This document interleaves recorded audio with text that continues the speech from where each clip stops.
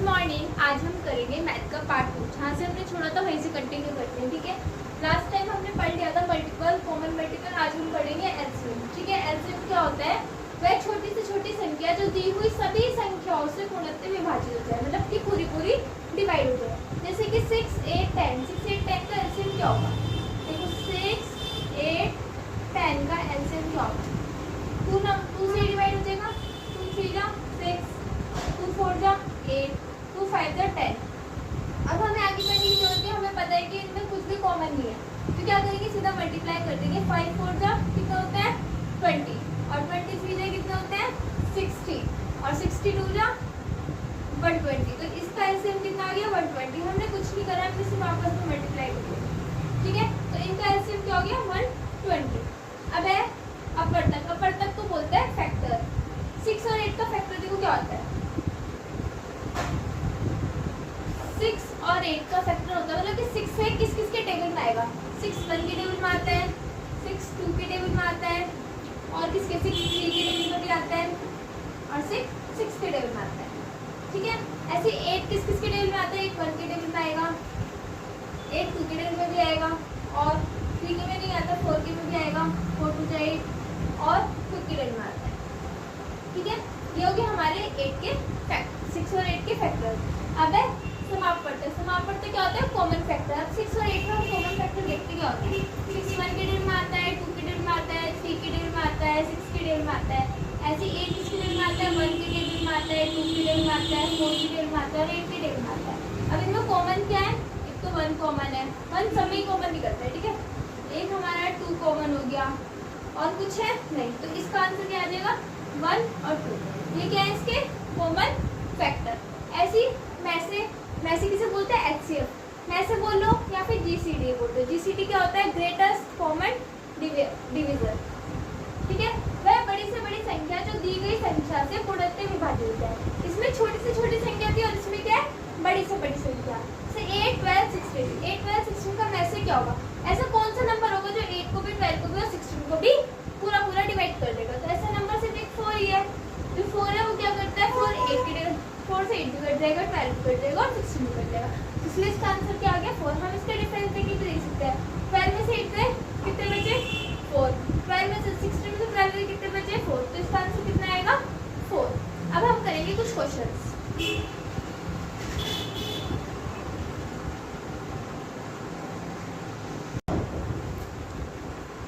अब हम कर रहे हैं क्वेश्चन आंसर, ठीक है। Find the LCM of 6 4 and 5, ठीक है। 6 और 6 4 और 5 का एलसीएम याद करो, ऐसे याद करना है, ठीक है। ऑप्शन दे रखे हैं 60 62 68 70। तो देखते हैं, दो मेथड है, एक मेथड 1 और एक मेथड 2। कौन से मेथड से अच्छा लगा आप उस मेथड से कर सकते हो। फर्स्ट मेथड तो ये जो सबको पता है, 6 4 5।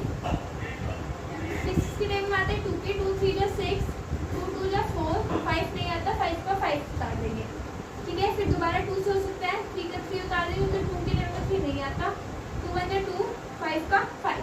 अब इन दोनों में कुछ कॉमन नहीं है, तो हम डायरेक्ट मल्टीप्लाई कर लेते हैं। 5 3 जा 15, 15 2 जा 30, 32 जा 60। तो हमारा एलसीएम आ गया 60।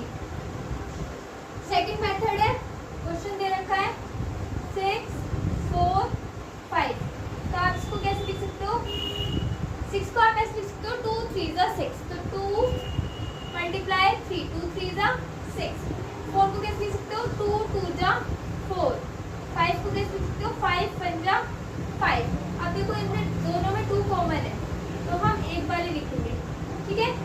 ऐसे 2, इन दोनों में से एक बार लिख लिया, अब ये वाला 2 लिखेंगे, फिर ये 3 लिखेंगे, अब फिर ये 5 लिखेंगे। अब मल्टीप्लाई कर दो, 5 3 जा 15, 15 2 जा 30, 32 जा 60। यहाँ भी हमारा एलसीएम कितना आ गया? 60। तो आंसर कितना हो गया हमारा?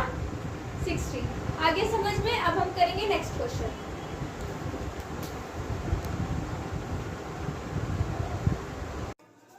अब हम करेंगे अपना क्वेश्चन नंबर 2, ठीक है। Least coefficient of 47 141 and 188। 47 141 और 188 का लघुत्तम समाप्त करते हैं, ठीक है। मेथड 1 और मेथड 2 दोनों मेथड से करेंगे, देखते हैं क्या आंसर आता है। इसके ऑप्शंस दिए हुए हैं। सबसे पहले करेंगे 47 141 और 188। देखो लास्ट में इवन नंबर 8 में से 2 से हो जाएगा। 2 की जगह 47 नहीं आता, 47 का 47 लिखेंगे। 141 नहीं आता, 141 का 141 लिखेंगे। 2 9 जा 18, 2 4 जा 8। अब फिर से 2 से हो जाएगा। 47 का 47, 141 का 141, 2 4 जा 8, 2 7 जा 40।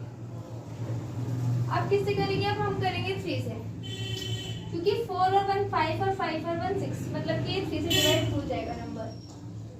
47 का 47, 3 4 जा 12, 2 बचा, 3 7 जा 21।